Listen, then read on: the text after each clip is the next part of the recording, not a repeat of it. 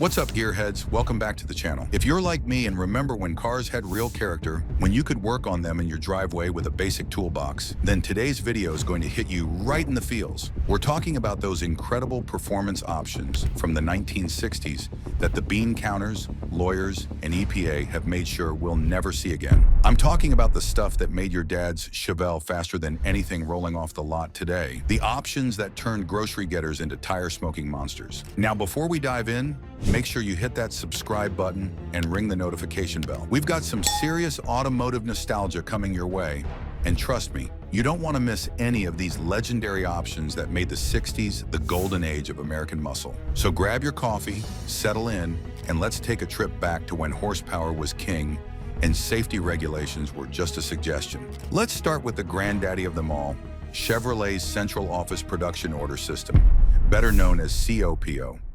This was GM's way of letting dealers order cars with engine combinations that weren't supposed to exist. The most famous? The 1969 Camaro ZL1 with the all-aluminum 427. Only 69 of these beasts were ever made, and they came with a price tag that was absolutely insane for the time. Nearly $7,500 when a base Camaro was under $3,000. But here's the kicker.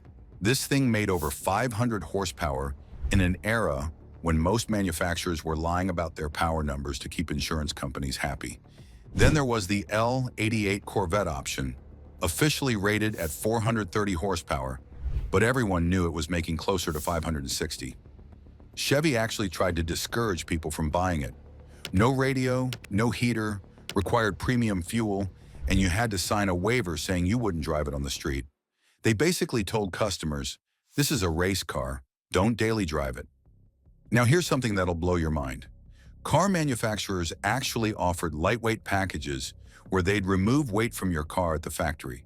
Can you imagine walking into a Ford dealership today and asking them to delete the air conditioning, radio, and sound deadening to save weight? They'd look at you like you had 3 heads.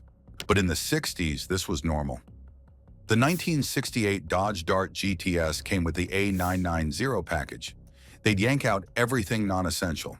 No back seat, no sound deadening, thinner glass, and they'd even drill holes in the frame rails. The whole point was to get these cars under NHRA weight limits for superstock racing. Ford had their own version with the Fairlane Thunderbolt. They moved the battery to the trunk, used aluminum bumpers, and even deleted the rear springs in favor of leaf springs that were basically flat bars.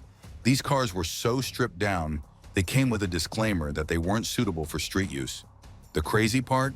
People lined up to buy cars that were less comfortable and less equipped than the base model, just because they were faster. Try explaining that business model to today's car buyers who expect heated seats and 17 cup holders. Speaking of drag racing, let's talk about some of the most insane factory options ever offered. Plymouth's Superstock Hemi cars came with options that would make NHRA tech inspectors today have a heart attack. You could order your 1968 Barracuda with the Superstock package, and Plymouth would literally weld the doors shut at the factory. They'd install a roll cage, racing seats, and a parachute mount. The fuel tank was replaced with a racing cell, and they'd even pre-drill holes for your racing harnesses. But here's the best part. You could still get financing through Chrysler Credit Corporation for what was essentially a purpose-built race car. Imagine walking into your local credit union today and asking for a car loan on something with welded doors and a parachute. Chevrolet wasn't going to be outdone.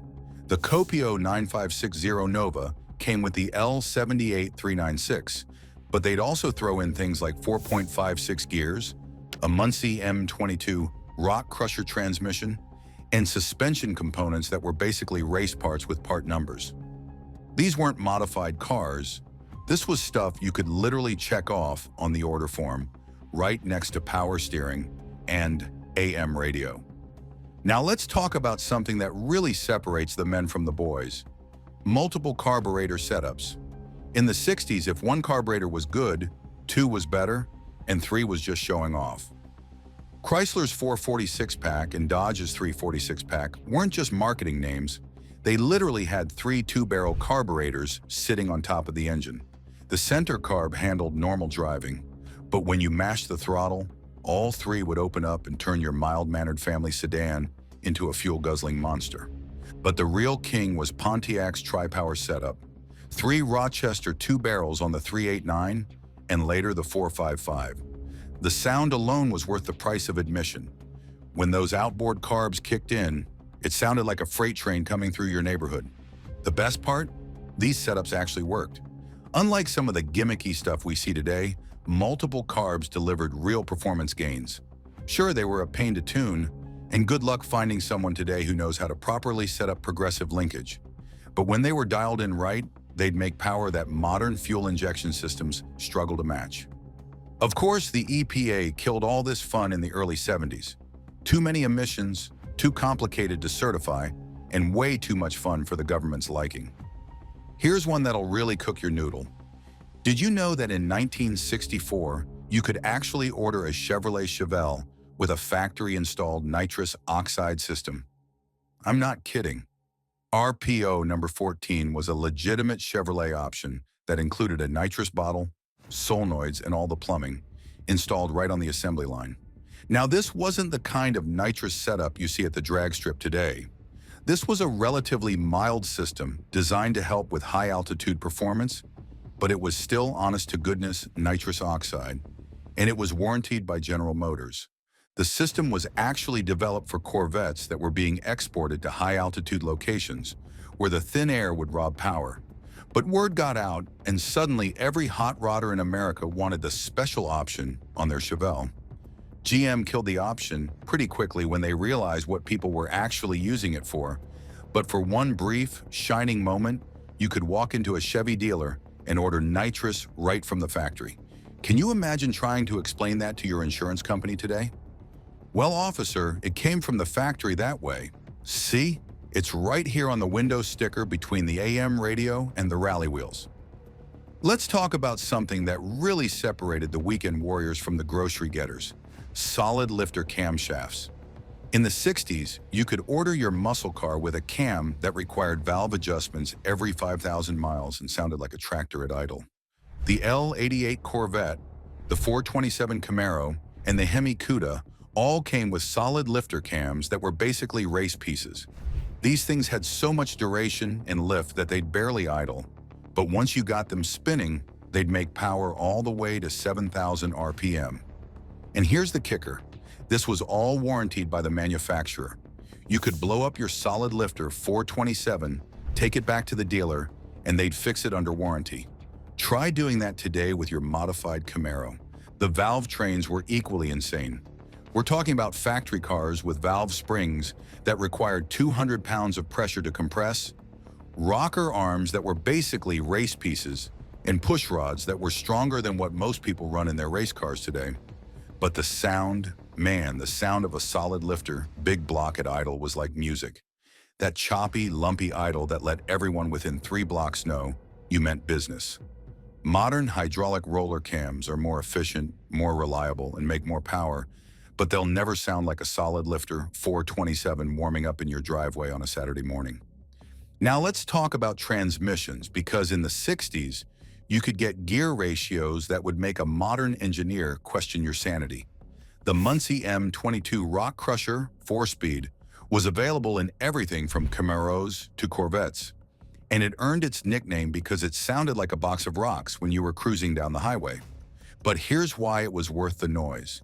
You could get it with gear ratios like 2.20, 1.64, 1.28, and 1.00. Compare that to modern 6-speeds that start with a 3.36 first gear, and you can see why these old muscle cars could launch so hard off the line. And if you really wanted to get crazy, you could order your car with rear axle ratios that were basically unusable on the street. 4.56, 4.88, even 5.13 gears were available from the factory.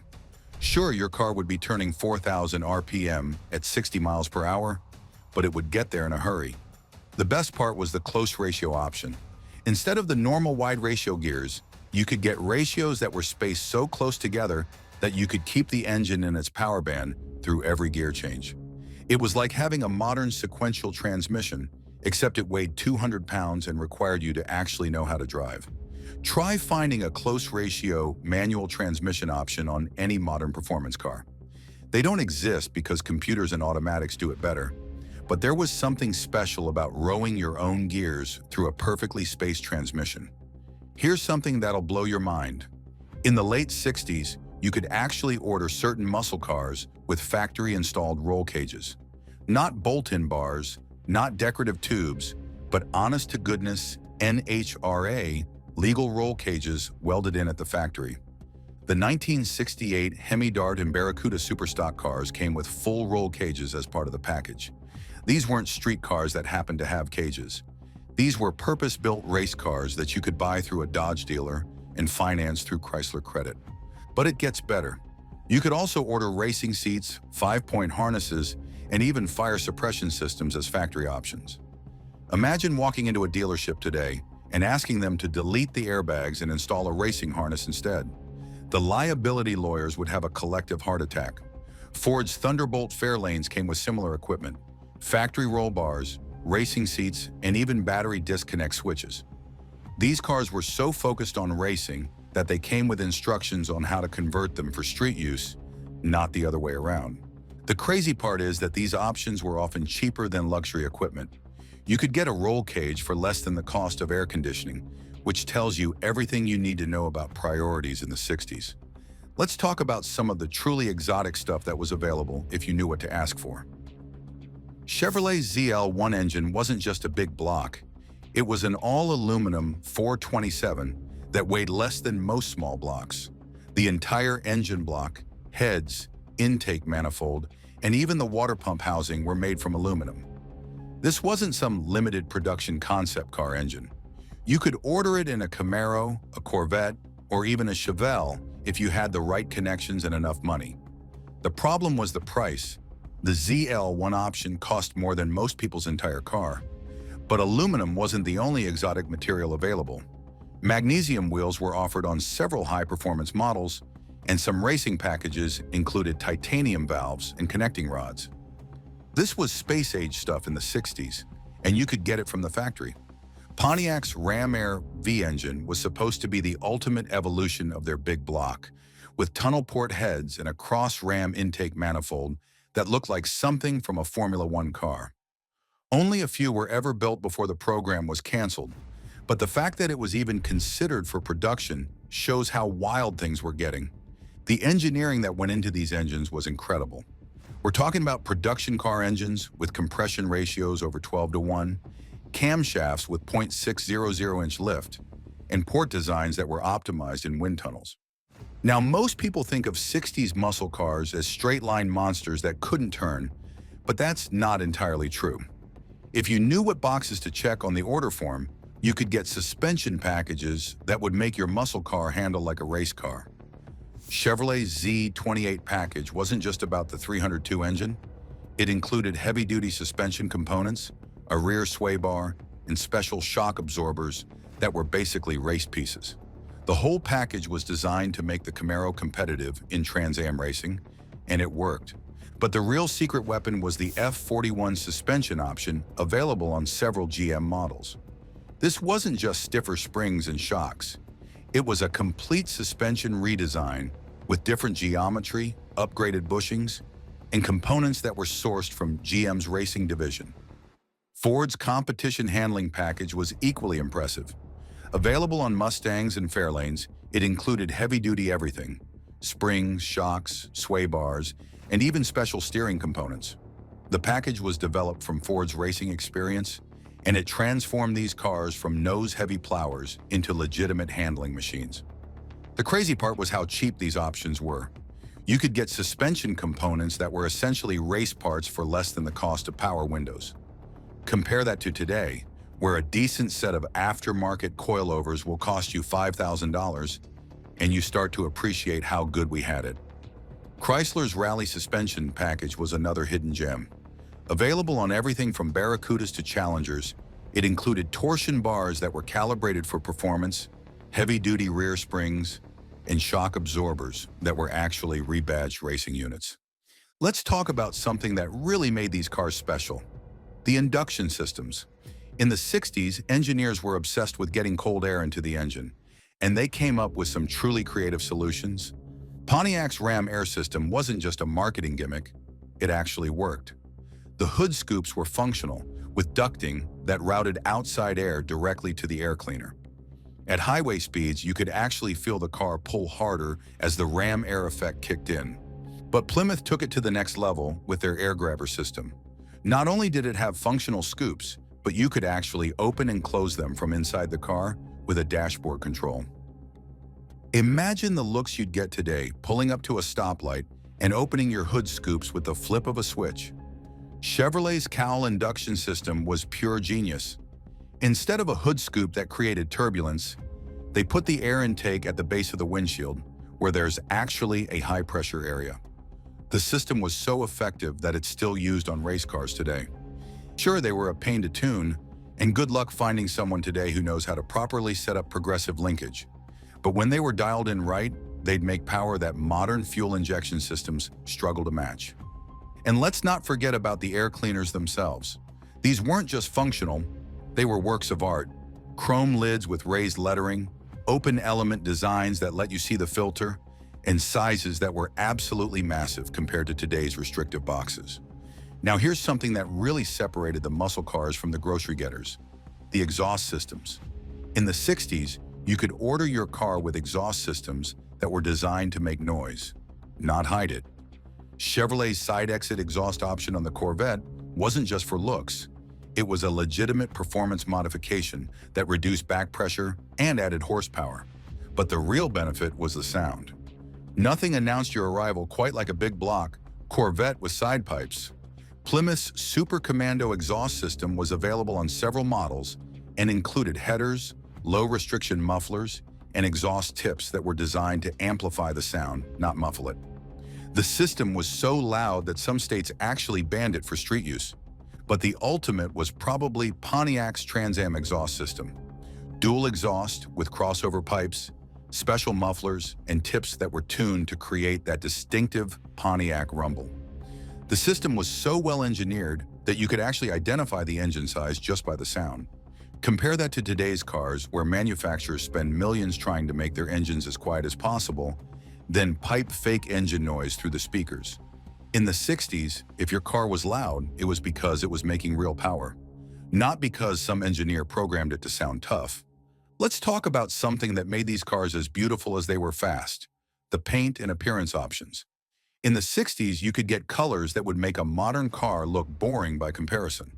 Plymouth's high-impact colors weren't just bright, they were practically radioactive. Plum crazy purple, inviolet, limelight green, these weren't colors, they were statements. And the best part? They were available on everything from base model Dusters to Hemi Cudas.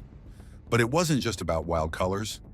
You could also get special paint treatments like Chevrolet's Rally Sport package, which included hidden headlights, special grills, and trim pieces that were unique to the package.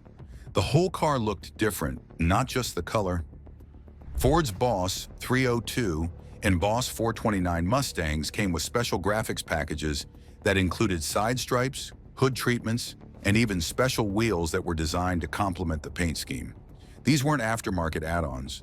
This was all done at the factory with the same quality as the base paint.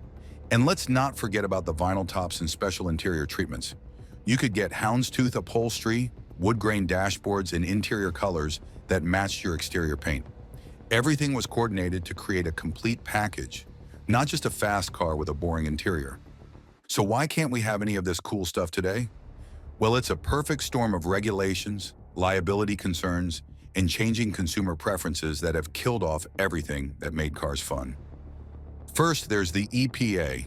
Emissions regulations have made multiple carburetors, high compression engines, and solid lifter camshafts basically impossible to certify for street use. The government decided that clean air was more important than tire smoking fun, and honestly, they're probably right, but it still hurts. Then there's safety regulations. The NHTSA has made it virtually impossible to sell cars without airbags, crumple zones, and dozens of other safety features that add weight and complexity. You can't delete the back seat anymore because there's nowhere to put all the required safety equipment. But the biggest killer has been liability lawsuits. Can you imagine the lawsuits if GM started selling cars with nitrous oxide systems again? Or if Ford offered a package that deleted the airbags and installed racing harnesses? The lawyers would have a field day. And let's be honest, modern consumers don't want this stuff anyway. Today's buyers want cars that start every time, get good gas mileage, and don't require constant maintenance. The idea of adjusting valves every 5,000 miles or tuning 3 carburetors is about as appealing as a root canal to most people. So there you have it, a trip down memory lane to when car manufacturers were willing to sell you something that could kill you, and you were expected to be smart enough not to let it happen. These weren't just cars, they were expressions of freedom, individuality, and the American belief that more power is always better. You could walk into a dealership and order a car that was basically a race car with license plates, and the manufacturer would warranty it. Sure, modern cars are faster, more reliable, and infinitely safer. A base model Camry today would probably outrun most of these muscle cars in a straight line, and it'll do it while getting 30 miles per gallon and lasting 200,000 miles. But there's something that's been lost in all that progress.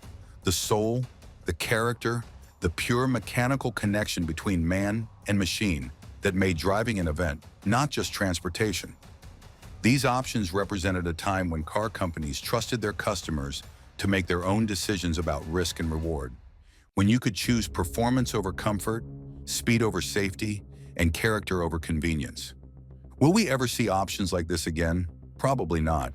But that's what makes the cars that have them so special. They're rolling reminders of a time when the automotive industry was willing to build whatever crazy thing customers wanted. Consequences be damned. And thanks for taking this trip back to the golden age of American muscle with me. If this video brought back some memories or taught you something new about these incredible machines, make sure you hit that like button and subscribe for more automotive history. What was your favorite option from today's list? Did your dad or grandfather have one of these cars? Drop a comment below and share your stories. I love hearing from you guys about your experiences with these legendary machines. And if you want to see more content like this, check out our playlist on classic American muscle cars. We've got deep dives on specific models, restoration tips, and plenty more automotive nostalgia. Until next time, keep the shiny side up and the rubber side down. And remember, they don't make them like they used to, and that's both a blessing and a curse. Peace out, gearheads.